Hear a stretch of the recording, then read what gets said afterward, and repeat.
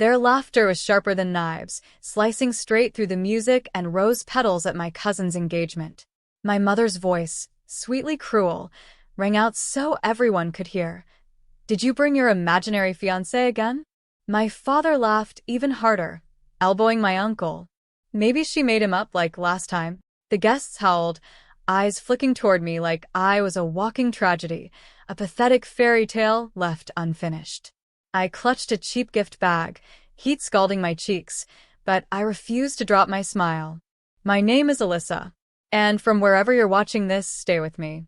Have you ever felt like a ghost in your own family?" I stood still, breathing carefully, while their cruel words tore through my heart.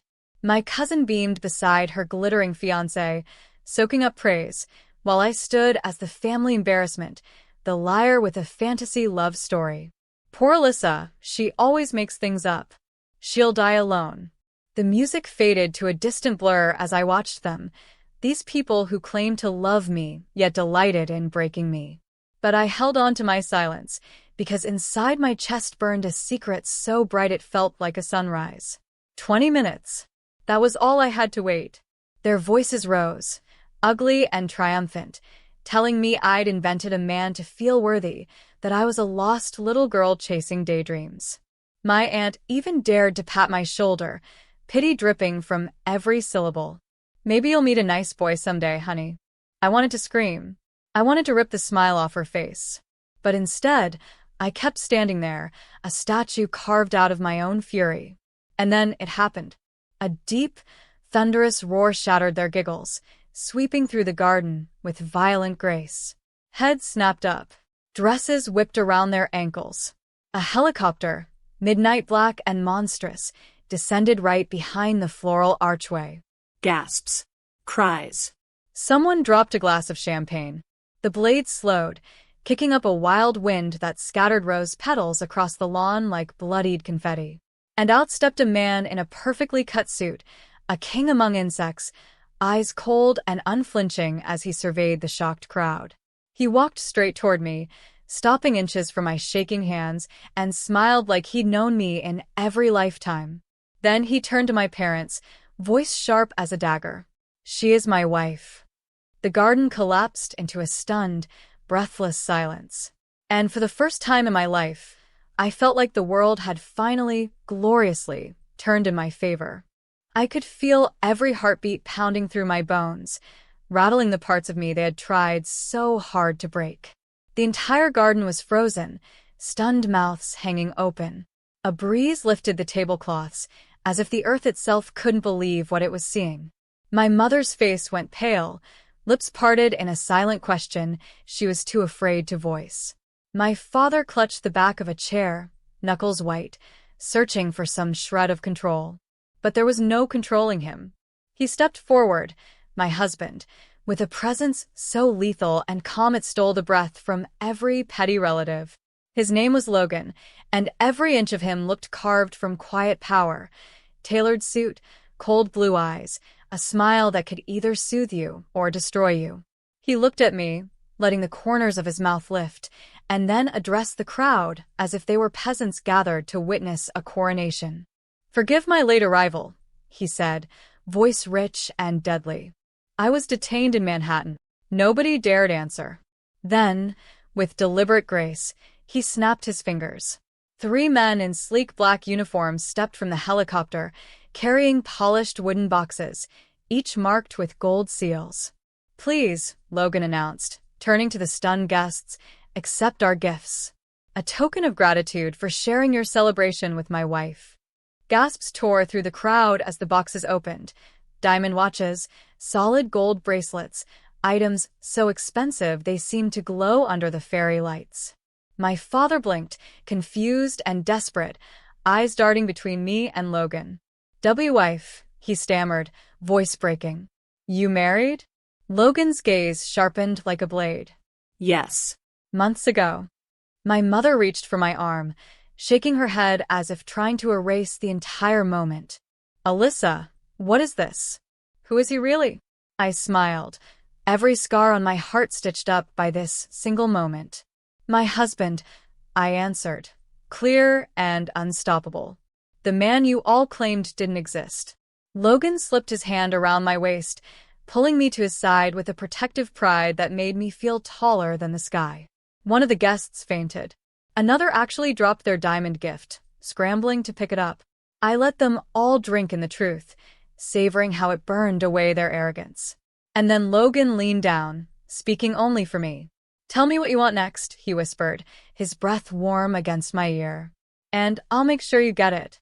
I looked around at the family, who had feasted on my shame for so long. What did I want next? Everything. And they would be forced to watch me take it? They tried to recover, fumbling for their dignity among the rose petals still tumbling from the helicopter's blast. I watched their greedy hands clutch diamond watches they'd never dreamed of owning, their faces twisted between awe and humiliation. Logan stood beside me like a silent sentinel, his arm resting casually around my waist, daring anyone to question the truth. The weight of him, of us, felt like armor I'd been missing my entire life. My father stepped closer, swallowing hard. "Alyssa," he rasped, "why didn't you tell us?" I stared at him, and for the first time, I saw how small he really was. "You never asked," I said flatly. "You only ever assumed I was worthless." My mother reached out, shaky, as though trying to touch the diamond on my finger to make sure it was real.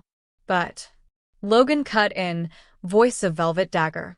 "You laughed at her," he reminded them, "in front of strangers. You mocked her dreams. Now you will live with the truth that she dreamed bigger than you could ever imagine." Her hand dropped, lifeless. The guests had gone from smirking to stunned, eyes darting between Logan's perfect posture and the helicopter still idling behind the arch. They were quiet now, afraid even to breathe wrong. Logan raised a hand, signaling to one of his men. A crisp folder was placed into my father's hands, and I watched my father's face collapse as he flipped through the documents. "What is this?" "Your debt," Logan answered smoothly. "Paid in full. You owe no one $1. But you also owe nothing. Alyssa is free of you." My father's knees buckled, but he caught himself. My mother stared, tears filling her eyes, but I felt nothing.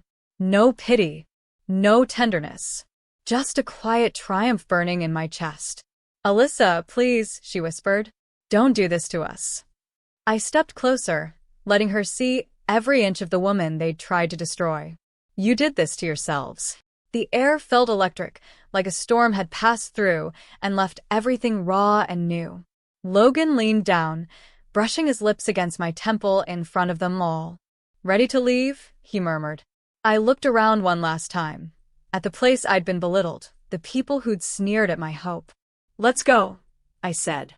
Because for the first time, I wasn't the invisible girl with imaginary dreams. I was a woman who had conquered the impossible and walked away with the entire world in her hands. The moment we stepped onto the helicopter again, the wind tore through my hair like freedom itself. The garden shrank below us, all those shocked faces growing smaller until they were nothing but background noise.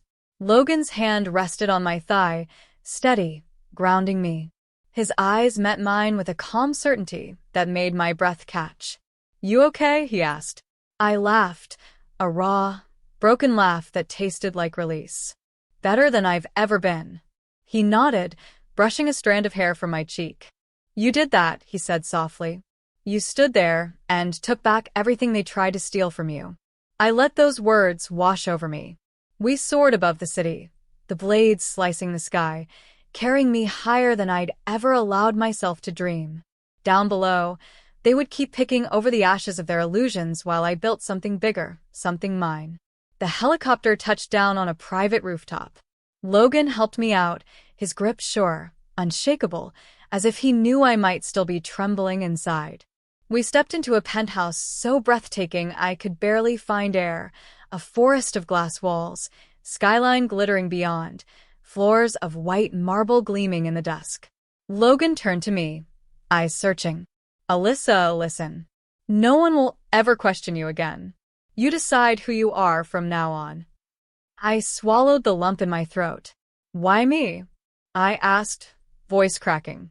His answer was instant. "Because you fought alone for too long. You deserve someone to stand with you. And he did. He always would.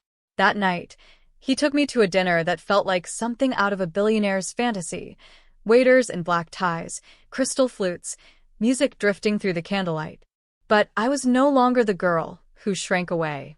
I sat tall, diamond flashing on my hand, smiling at Logan like I'd finally remembered who I was meant to be. After dessert, he pulled me to a window overlooking the entire city. Tomorrow, he said, I want to take you back to their house. Not as a guest, as their benefactor. I frowned. Benefactor? He smiled, slow and sharp. You're going to buy that house. Then decide what to do with it. My heart stopped. Own the place where they humiliated me? I could feel something dark and powerful awaken in my chest, a hunger to rewrite every inch of that house with my name. Yes, I breathed as the city sparkled below us, because this was no longer their story. It was mine. The next morning felt like a battle drum, pounding through my veins. Logan arranged everything in silence, his phone flashing with numbers I couldn't even comprehend. Lawyers, brokers, contracts, all moving at lightning speed, like the universe was finally obeying me. When the paperwork arrived, laid out on a marble counter like a feast, I hesitated for a moment. My childhood house, where every shameful moment had been carved into me, was now a line item with my name at the top. Mine. Logan watched me, eyes steady. If you're not ready, say the word, he told me, gentle but unwavering. I took a breath, so deep it felt like pulling air straight from the sky. I'm ready. He nodded, pride shimmering in the small, rare smile that cracked his usually stone-cold face. And then I signed it. The house was mine. When we drove back, it felt like crossing a border between worlds. The street looked the same, chipped fences, peeling paint, small dreams suffocating behind picket gates, but everything inside me had shifted. I stepped out of the car first, Logan right behind me, an unmovable shadow. My parents were in the yard, pruning rose bushes that looked pitiful compared to the memories I carried. My mother's hands froze, pruning shears clattering to the grass. Alyssa, she stammered, voice trembling. I smiled, calm and unstoppable. Good news, I said, each word tasting like revenge wrapped in honey. I bought the house. My father paled, mouth working like a fish gasping for air. What does that mean? It means, I continued, eyes locked on his, you are no longer the owners. I am. He tried to protest, but Logan stepped forward, placing a legal notice into his shaking hands. You will have 30 days, Logan told them, voice merciless, to collect your things. My mother sank to the porch steps, tears spilling down her cheeks. You can't do this, she sobbed. We're family. Family. The word scraped like a knife against my ribs. You taught me what that word means, I answered, voice steady. And now, I'm teaching you what respect means. The garden was silent, neighbors peeking through their curtains, all of them watching as the girl they'd once mocked had come back with lightning in her veins. I turned toward Logan, who watched me with that proud, dangerous grin. This is just the beginning, I told him. And he nodded, eyes sparking. Then let's finish it, he said. Because my story wasn't over.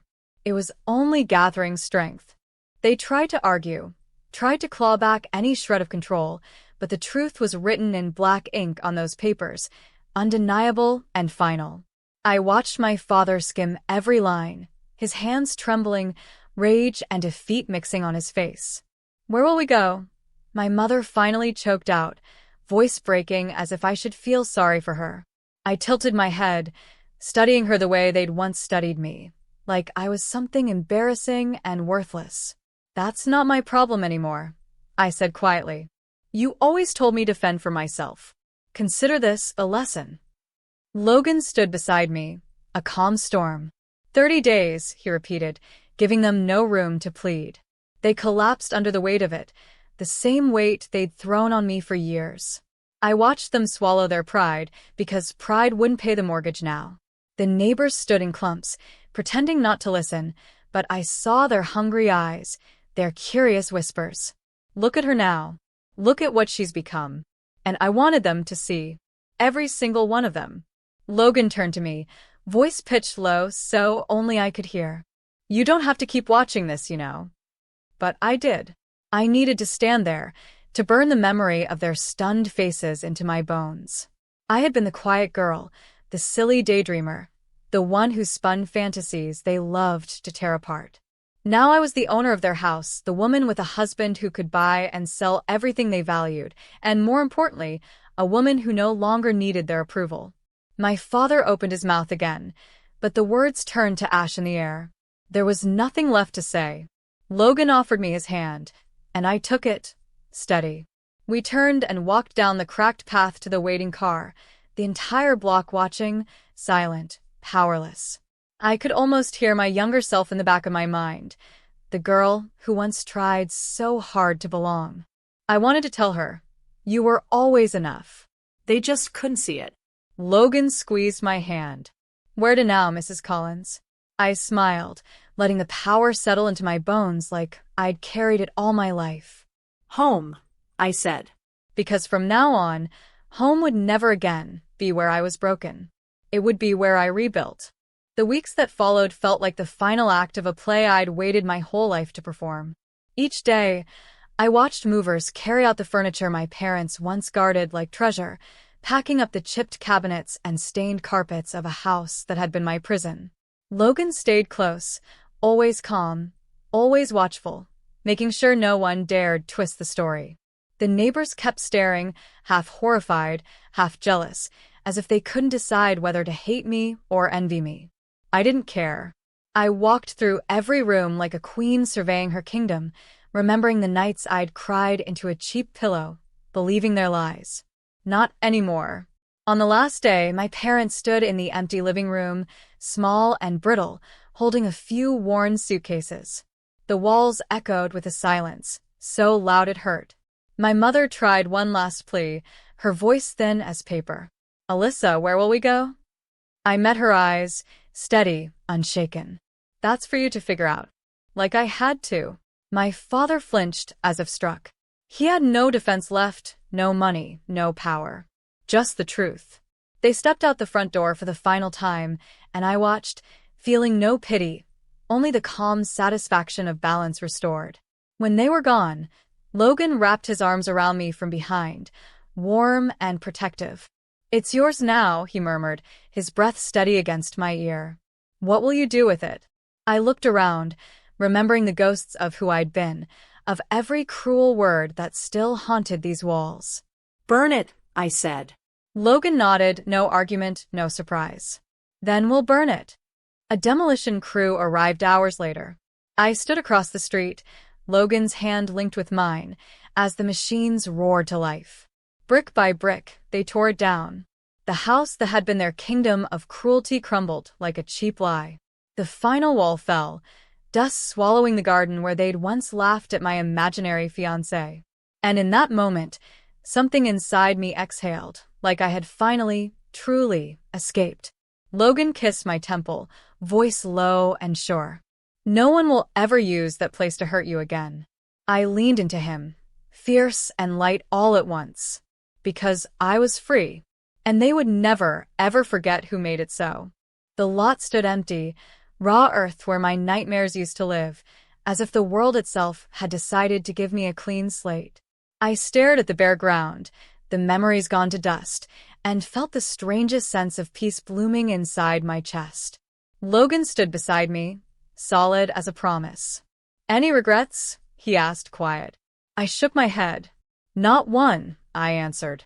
For the first time, the weight of their cruelty was truly gone. The house that held my humiliation, their mocking voices, their petty laughter, it was nothing now. Just rubble. Logan slipped something into my hand. A small silver key. What's this? I asked, frowning. He smiled, soft but unstoppable. A new beginning. The brownstone in the city is yours. Fully in your name. No strings. My heart jumped. Logan. He cut me off gently. I told you I'd give you the world if you asked. Tears filled my eyes, but they didn't feel like weakness. They felt like release. like the last chains snapping free. We drove to the new place together. A brownstone of warm brick, tall windows catching the afternoon light. When I stepped through the door, I knew instantly. This was home. My home. No ghosts lived here. No echoes of mocking laughter. Just possibility.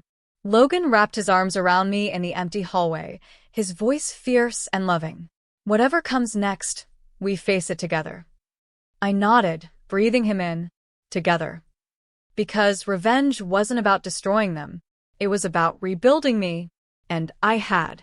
In the days that followed, I found myself smiling for no reason, free of shame, free of their harsh words. The girl they once called delusional was gone, replaced by a woman who owned her destiny and wasn't afraid to wear it like a crown. One evening, I looked in the mirror, the diamond on my finger flashing like lightning, and whispered to myself, "They will never break you again." Alyssa. Wife. Survivor. Queen. The only name that mattered now was the one I'd claimed for myself. And with Logan by my side, I would never be forced to apologize for dreaming big again.